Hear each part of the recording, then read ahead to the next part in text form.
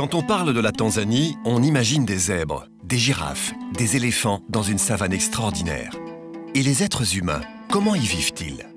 On file en Afrique de l'Est, rencontrer le peuple Maasai de Tanzanie.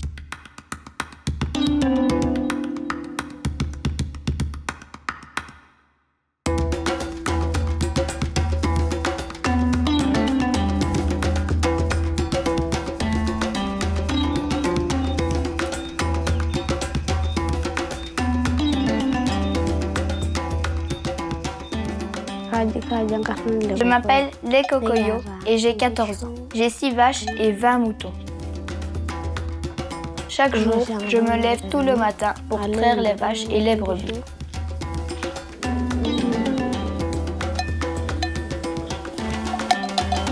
Lekokoyo vit avec sa famille dans une boma, un groupe de petites maisons disposées en cercle et entourées d'enclos pour y garder le bétail. Une vingtaine de personnes y habitent. Dans sa maison, il y vit avec sa mère, ses sœurs et ses neveux. Ils dorment à l'intérieur ou sous les étoiles, comme les Kokoyo. Quand j'ai fini de traire, je pars avec le troupeau pour trouver de l'herbe et de l'eau, là-bas au loin. Avoir des animaux est précieux pour les éleveurs. Ils fournissent du lait, de la viande et peuvent être vendus pour gagner de l'argent. Les vaches sont particulièrement importantes. Quand une vache naît, nous nous réjouissons, car le troupeau s'agrandit. Posséder beaucoup de vaches, c'est prestigieux. Il est très rare que nous en mangions. C'est seulement le cas lors de grandes occasions. Et nous les vendons que si nous avons des coups durs.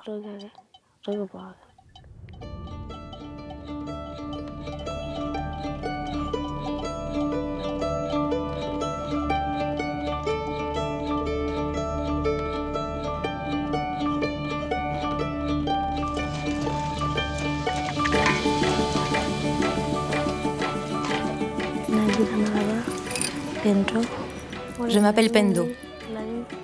J'ai 25 ans et je suis la tante de Lekokoyo. Je me lève tôt le matin et je prépare le thé pour tout le monde.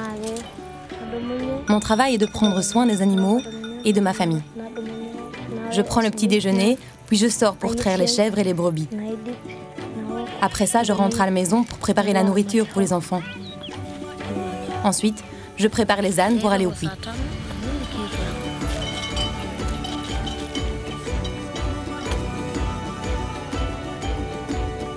Les Kokoyo et Pendo sont Maasai. Leur peuple d'Afrique de l'Est est très ancien. Ils se déplaçaient du Kenya à la Tanzanie selon les saisons pour trouver de l'eau et de l'herbe pour nourrir leurs troupeaux.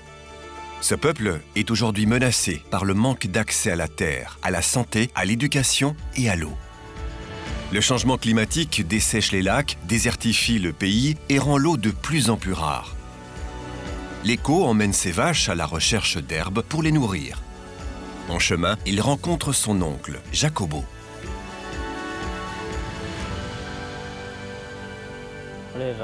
Quand j'avais ton âge, la nature était bien différente. J'avais un grand troupeau et il y avait assez d'eau et d'herbe pour toutes mes vaches. Donc tu avais beaucoup de bêtes? Oui, nous avions beaucoup de vaches. En 2009, une longue saison sèche commença.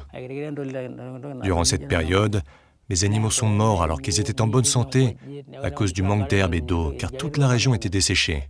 Même les animaux sauvages, comme les zèbres, les singes et les girafes, venaient au puits pour trouver de l'eau. Depuis lors, les saisons des pluies sont de plus en plus courtes. C'est vrai qu'il ne pleut plus beaucoup. Chaque année, nous manquons de pluie. Avec ce changement climatique, il y a beaucoup moins d'herbe et d'eau. Du coup, les animaux ont moins de force pour faire des petits et produire du lait. Ils sont affaiblis et tombent plus vite malades. L'agriculture consomme beaucoup d'eau pour l'irrigation et accentue le problème de l'accès à l'eau. Et puis, le tourisme nécessite d'agrandir les parcs animaliers, ce qui limite l'accès aux terres pour les Maasai et leurs troupeaux. Le gouvernement est en train d'étendre les parcs nationaux sur nos territoires. Il existe un parc d'animaux pour les touristes près d'ici, et le bétail ne peut plus aller dans ces zones. Nous sommes chassés de nos terres. Le gouvernement les a vendus aux chasseurs et organisateurs de safaris, à nos dépens.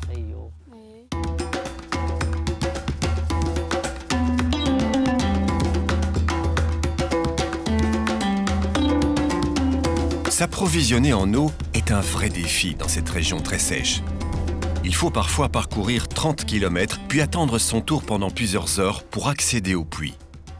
Pendant la saison sèche, c'est très compliqué car il n'y a pas d'eau au village. Alors je dois aller plus loin. Ça me prend toute la journée pour trouver de l'eau pour les animaux. Quand j'arrive au puits et qu'il y a beaucoup de troupeaux, j'attends mon tour dans la file. Les vieux se servent d'abord. Nous les jeunes, on passe en dernier. Et parfois, il y a même des disputes parce qu'il n'y a pas assez d'eau pour tout le monde.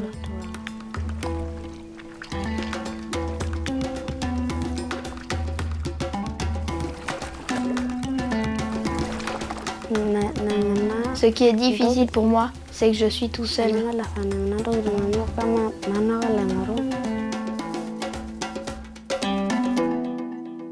Au puits, les hommes et les animaux boivent la même eau. Cela peut entraîner des conflits, mais aussi un risque de transmission des maladies. Je mets 2 heures pour aller jusqu'au puits et rentrer. Quand il n'y a pas d'eau, j'attends, ou je reviens le lendemain. Le bétail boit en premier, puis seulement j'ai le droit de prendre de l'eau pour ramener à la maison. Le problème, c'est le risque de maladie. Il n'est pas normal que les animaux boivent avant les humains. Dans la plupart des cas, une fois que les animaux ont bu, ils ne pourront pas revenir avant 3 jours pour que d'autres éleveurs et leurs troupeaux puissent profiter de ce point d'eau.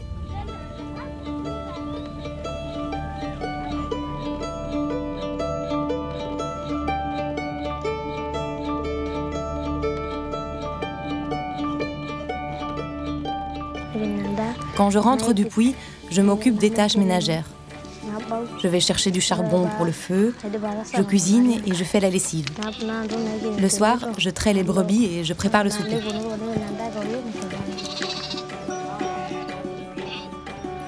Si je pouvais changer quelque chose, ce serait apporter de l'eau plus près de la boma. Si on avait de l'eau ici, je n'aurais pas à aller la chercher si loin et je pourrais faire d'autres activités pour gagner de l'argent et m'occuper de mon bébé. Si j'ai un rêve pour mon futur, pour ma famille, j'aimerais qu'ils aient une bonne éducation. Si on a beaucoup d'enfants, je vais tout faire pour qu'ils puissent tous aller à l'école.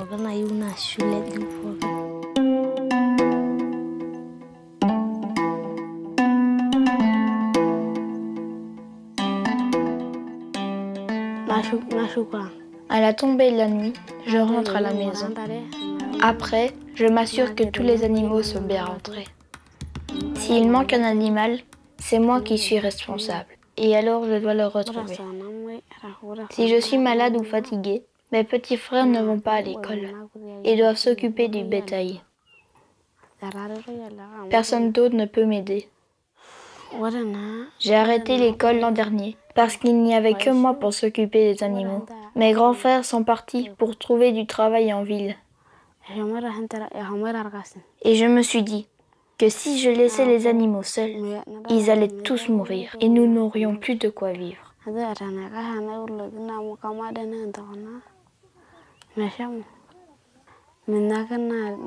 Je préférerais aller à l'école. J'aimerais apprendre beaucoup de langues et plus de choses. Je ferai tout ce que je peux pour retourner à l'école. Plus tard, j'aimerais devenir politicien et membre du Parlement. J'aiderai la population en lui apportant de l'eau.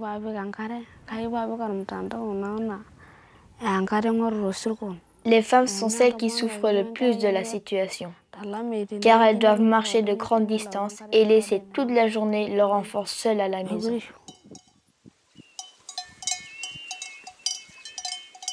En s'intéressant au peuple Maasai, on se rend compte des difficultés de leur vie. Le bétail, qui est leur richesse et un moyen de survie, meurt ou tombe malade à cause du manque d'eau, de nourriture et de soins vétérinaires. Comme ils doivent parcourir de longues distances pour trouver de l'eau, les Maasai perdent un temps considérable qu'ils pourraient consacrer à d'autres activités. Pour aider les Maasai, le gouvernement belge a fait appel à des organisations qui apportent des solutions pour améliorer leur vie.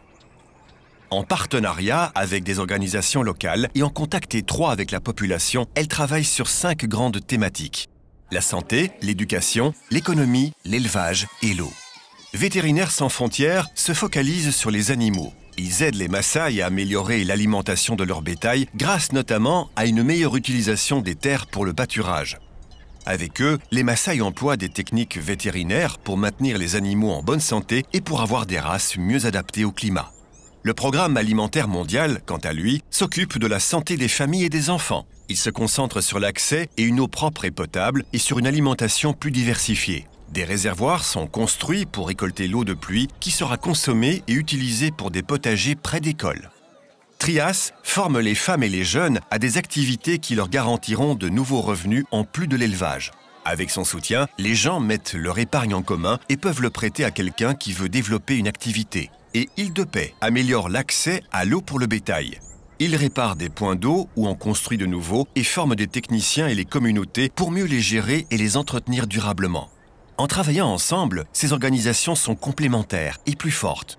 Par exemple, grâce à un meilleur accès aux points d'eau, au pâturage et aux soins vétérinaires, les animaux sont plus vaillants et procurent du lait, de la viande et des revenus pour les Maasai. Des points d'eau plus proches permettront à des jeunes comme les Kokoyo et Pendo d'économiser du temps. Ils pourront alors aller à l'école ou se consacrer à des activités permettant de gagner de l'argent. C'est donc avec ce programme, Macha Bora, que les Maasai envisagent de continuer à vivre dans le respect de leurs traditions. Ce soir, au cours d'une cérémonie, les Kokoyo entrent dans la vie d'adulte. Il devient un homme. Aujourd'hui, je deviens un Moran, c'est-à-dire un guerrier, et je pourrai défendre mon bétail. Si un lion attaque mes animaux, je saurai le défendre avec ma lance.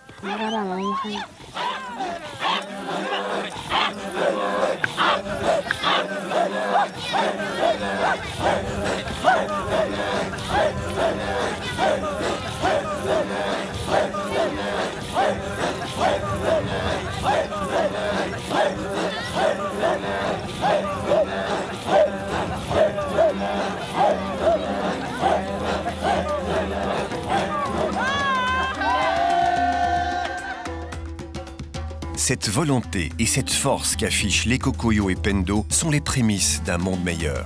Nous avons tous le pouvoir de changer les choses. Qu'importe le pays, la culture ou la religion, toutes les vies ont la même valeur. C'est à nous tous de créer ce monde où les hommes et les femmes ont tous les mêmes chances de vivre heureux et dans la dignité.